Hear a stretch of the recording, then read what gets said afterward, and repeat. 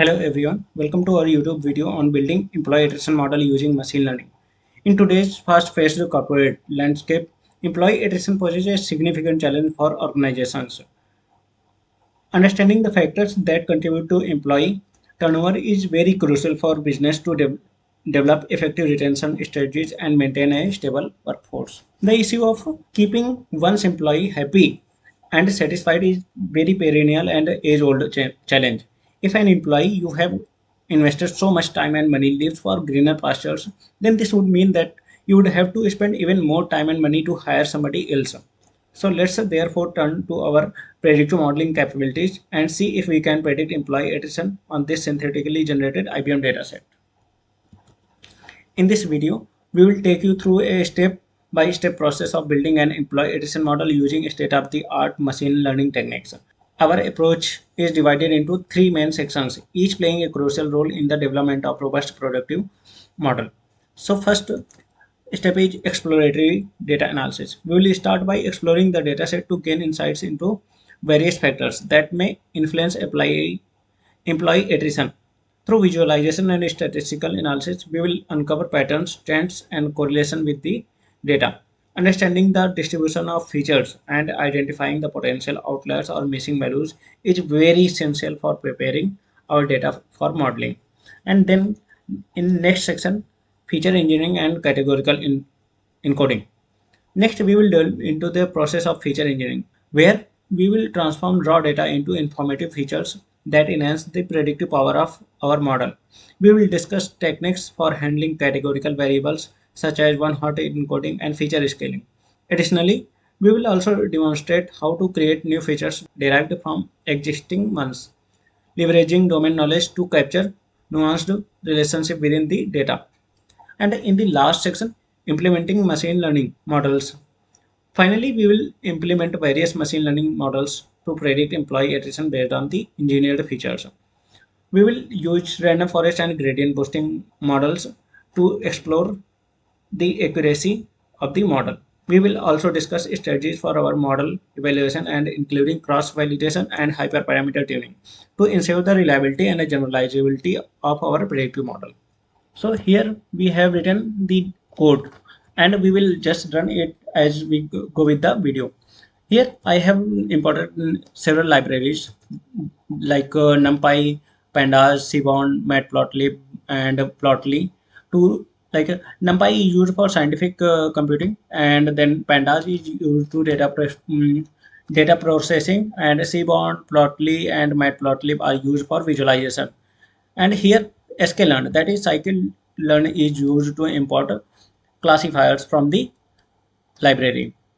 And imb-learn is used for oversampling. Oversampling is a method to increase the minor class to the equal to the major class.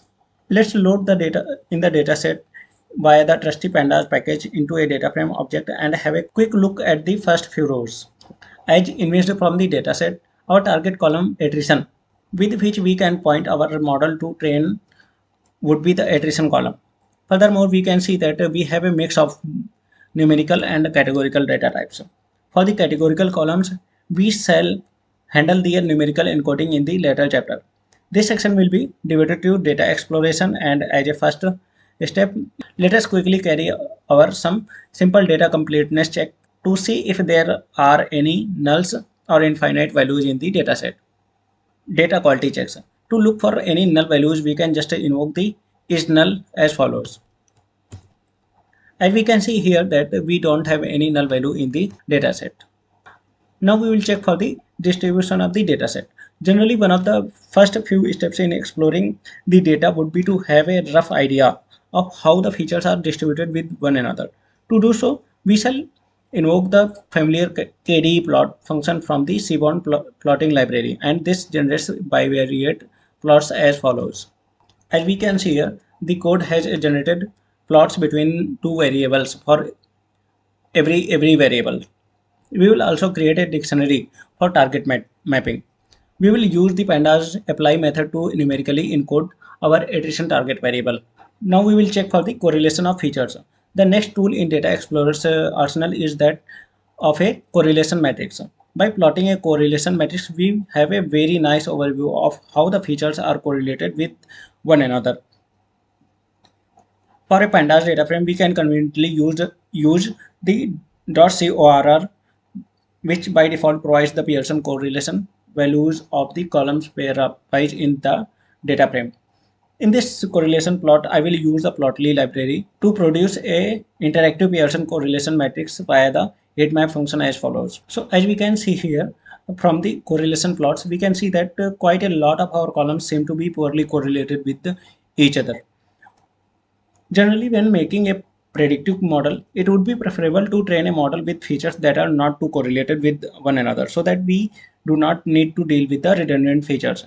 In the case that we have quite a lot of correlated features, that one could perhaps apply a technique such as PCA, principal component analysis, to reduce the feature space. Let us create some seaborn pair plots and see it against the target variable, which is our attrition column, to get a feel for how the various features are distributed vis-a-vis employee attrition. Pair plot visualization. Now let us create some seaborn pair plots and set it against the target variable, which is our attrition column, to get a feel for how the various features are distributed vis-a-vis employee attrition. Here we can see several plots for that. Now comes the feature engineering and categorical encoding. Having carried out a brief exploration into the dataset, let us now proceed onto the task of feature engineering and numerically encoding the categorical columns in our dataset. To start off, we shall segregate numerical columns from the categorical columns via the use of dtype method as follows. Having identified which of our features, having identified which of our features contain categorical data, we can set about numerically encoding the data. To do this, I shall use the getDummies method from pandas, which creates encoded dummy variables from the categorical columns. Now we will create some new features from numerical data. Having encoded our categorical columns as well as engineering the and creating some new features from the numerical data, we can now proceed to merging both data frames into a final set with which we will train and test our models on. So target variable. One final step that we have to remember is to generate our target variable. Target in this case is given by the column attrition, which contains categorical variables, therefore requires numerical encoding. We numerically encode it by creating a dictionary with the mapping given as 1 is equal to yes and 0 is equal to no. However, just by a quick inspection of the counts of the number of yes and no in the target variable tells us that there is quite a large skew in the target as shown. Therefore, we have to keep in mind that there is quite a big imbalance in our target variable. Many statistical techniques have been put forth to treat imbalances in data, oversampling or undersampling. In this notebook, I have used oversampling technique known as SMART to treat this imbalance. Now we have performed a feature engineering and a categorical encoding. Now last step is implementing machine learning models. Having performed some exploratory data analysis and simple feature engineering, as well as having ensured that all categorical values are encoded, we are now ready to proceed into building our model. As alluded to in the introduction of this notebook, we will aim to evaluate and contrast the performance of a handful of different learning models. Now we will have to split data into train and test sets. But before we even start training a model, we will have to partition our data set into a training set and test set.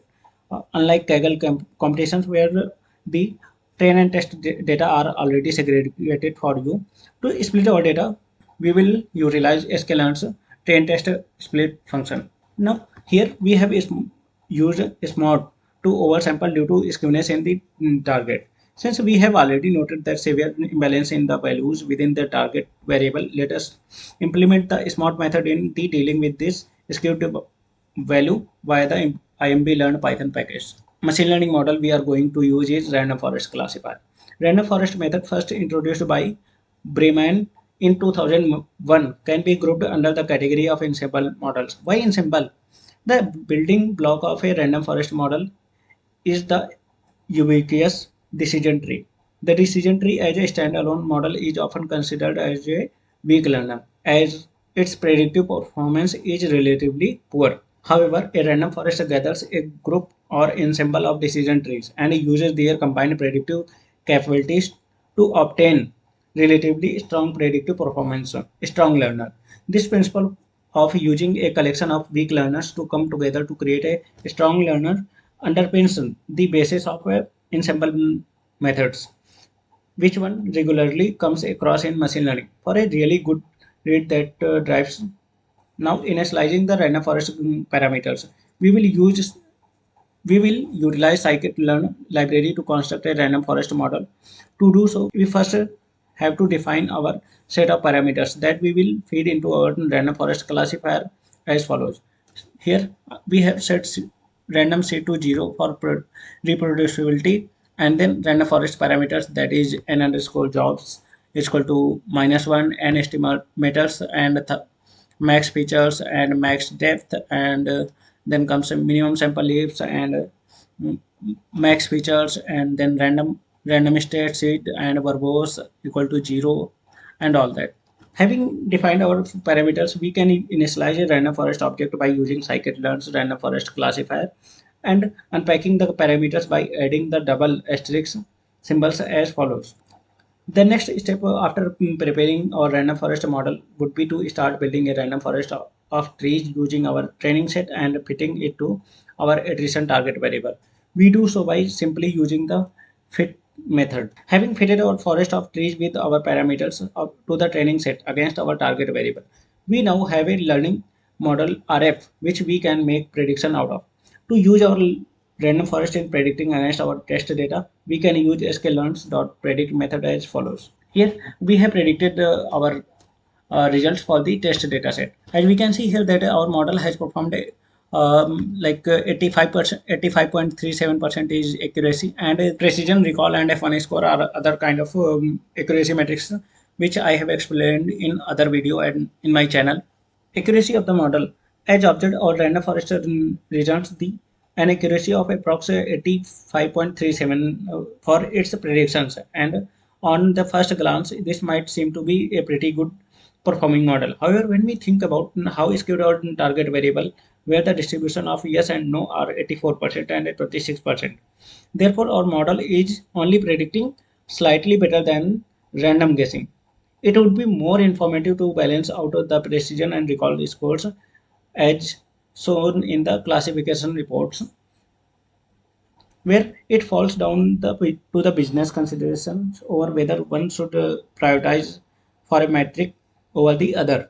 That is your precision versus recall. Now, feature ranking by the random forest. The random forest classifier in sklearn also contains a very convenient attribute feature importance, which tells us which feature within our dataset has been given most importance through random forest algorithm. Next model we are going to use here is gradient boosted classifier.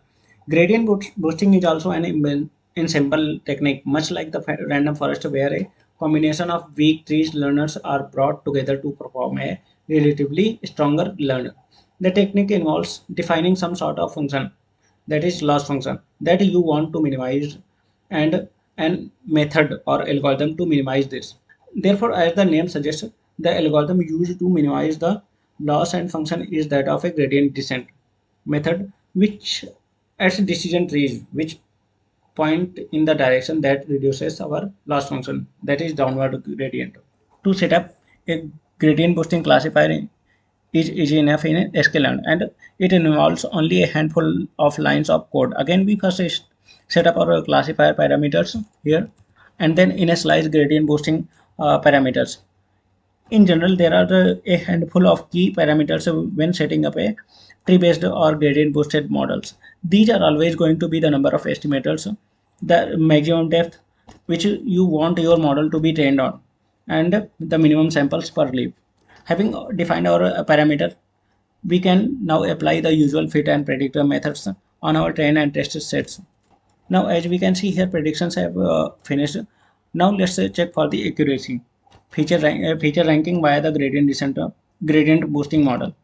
Much like random forest, we can invoke the feature importances attribute from the gradient boosted model and dump it in an interactive plotly chart. In conclusion, we have constructed a very simple pipeline of predicting employee attrition from some basic EDA to feature engineering, as well as implementing two learning models in the form of random forest and a gradient boosting classifier. This whole notebook takes less than a minute to run, and it even returns 85.37% accuracy in its predictions. That being said, there is quite a lot of room for improvement. For one, more features could be engineered from the data. Furthermore, one could squeeze the performance out of this pipeline by perhaps using some form of blending or stacking of models. I myself am quite keen to implement a classifier voting where a handful of classifiers votes on outcome of predictions, and we take the majority vote. If you are watching this video, do not forget to subscribe my channel, and please do comment. Thank you.